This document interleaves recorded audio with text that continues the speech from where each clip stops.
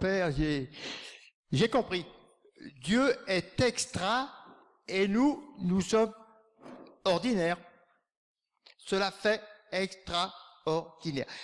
Et ensuite, un autre mot qu'il faut m'essayer de comprendre qui est miséricorde. Alors pour moi, misère. Je vois la misère de l'homme dans cette formule, parce que j'essaye de comprendre que ça veut dire que miséricorde. Et ensuite, il y a une corde, comme si Dieu, avec une corde, venait nous tirer de notre misère. Donc, Père, expliquez-moi ce terme, miséricorde. Bravo. Ah ça, voilà.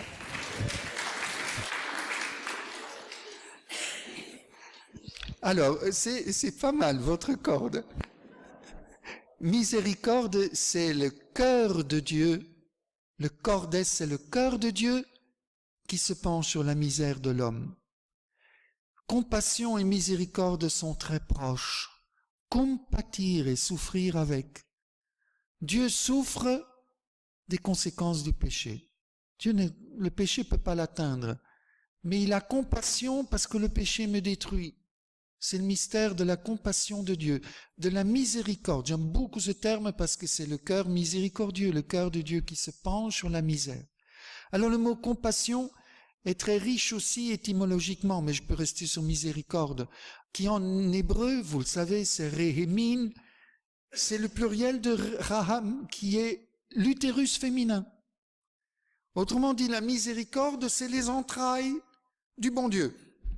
C'est un père aux entrailles de mère, et chaque fois que nous recevons sa miséricorde dans le sacrement de miséricorde, dont nous parlerons abondamment cette année, c'est comme si nous sommes réenfantés, nous repassons par l'utérus divin.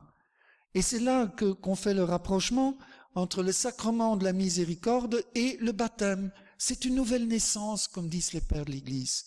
Nous renaissons dans cette eau vive de la miséricorde de Dieu, qui est un peu le liquide amniotique de notre seconde naissance, où vous prenez toutes les images, avec toutes les limites, bien sûr, des images.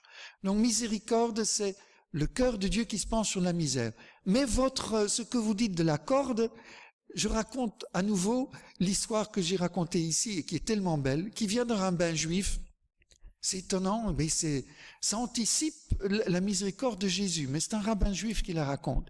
Il dit, nous sommes liés à Dieu par une grande corde. Et chaque fois que nous péchons, nous coupons la corde. Ah oui, c'est rompre l'alliance.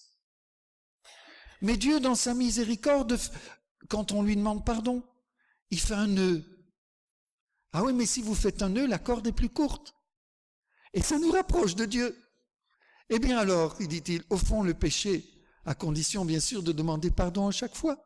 C'est pas le péché qui nous rapproche de Dieu, mais c'est la miséricorde parce qu'elle fait chaque fois un nœud dans mon péché, jusqu'à ce que de péché en miséricorde, on soit dans les bras de Dieu. Donc vous avez tout à fait raison avec votre misère et votre corde. Bravo.